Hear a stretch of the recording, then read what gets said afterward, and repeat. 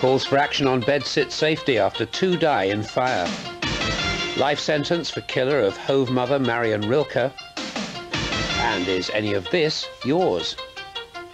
Good evening. A Kent MP has joined the call for new safety measures after 2 men were killed by a blaze that swept through a block of bedsitter flats in Thames.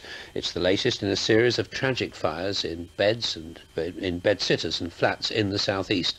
David Forsdyke reports. The blaze swept through this disused hotel with such ferocity that fire officers reported that the inside glass doors had melted. It began on the ground floor of the building, which was once a hotel, and then bedsits, used mostly for single people on social security. A fortnight ago, it was repossessed. The 2 men who died were living here without permission or electricity. There was no power connected last night, and we believe it to have been disconnected about a week ago. What is your understanding about how the place had been lit by the residents? There is some evidence that residents had used candles for lighting. This is the sort of blaze the fire brigade warns can happen in blocks of bedsits. But in the private housing domain, the authorities have little power to enforce fire safety regulations. With regard to houses in multiple occupation, there is far less strict control.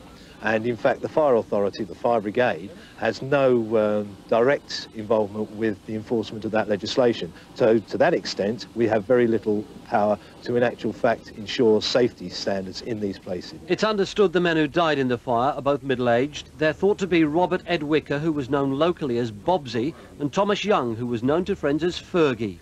Buildings with multiple occupation like this former hotel are all over the southeast. In Thanet alone there are 1,500 blocks of bedsits. A fire in this one gave those who died little chance of any escape. At the moment it's too easy for any small hotel or guest house, with or without adequate facilities, to change to hostel use.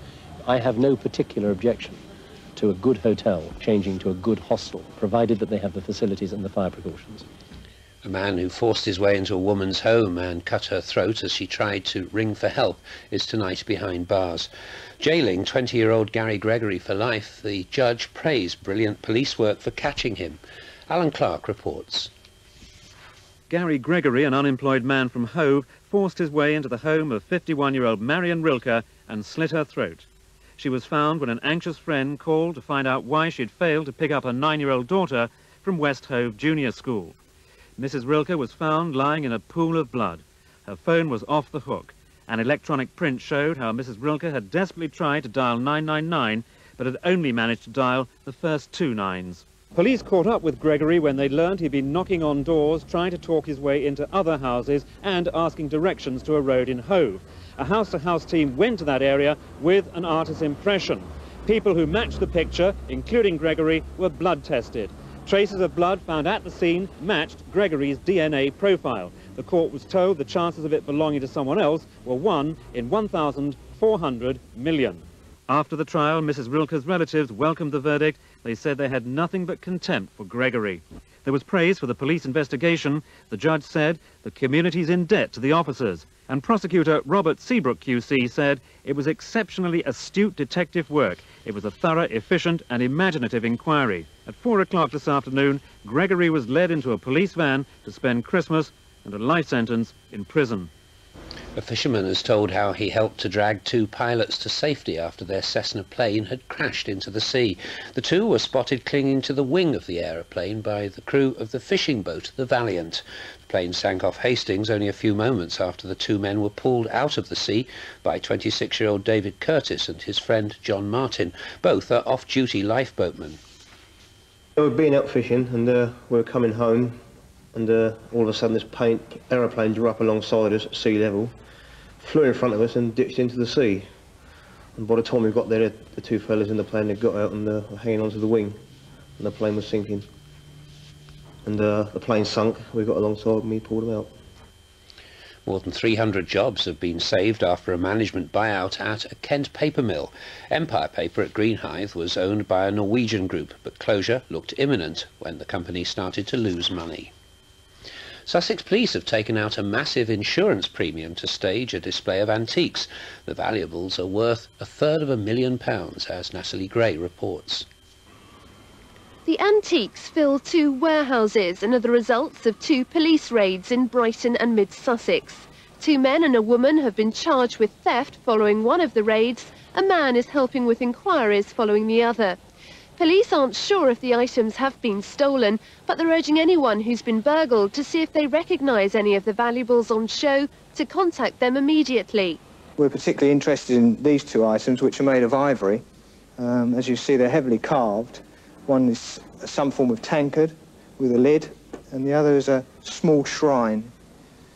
One of the other items that we have is this silver salver with, as you can see, the writing on the back, Reuben Fletcher Esquire, died 27th of April 1824 on his 70th year. Police say their job would be made easier if people marked their valuables. Meanwhile, all the items here will be put on public display in the Territorial Army Barracks in Dyke Road, Brighton, from 10 until 4 on Saturday and Sunday. Detectives have taken out insurance of £350,000 to cover the massive haul. And that's it from the TVS newsroom for tonight. We'll be back with more news for the South East at 9:55 in the morning. Good night.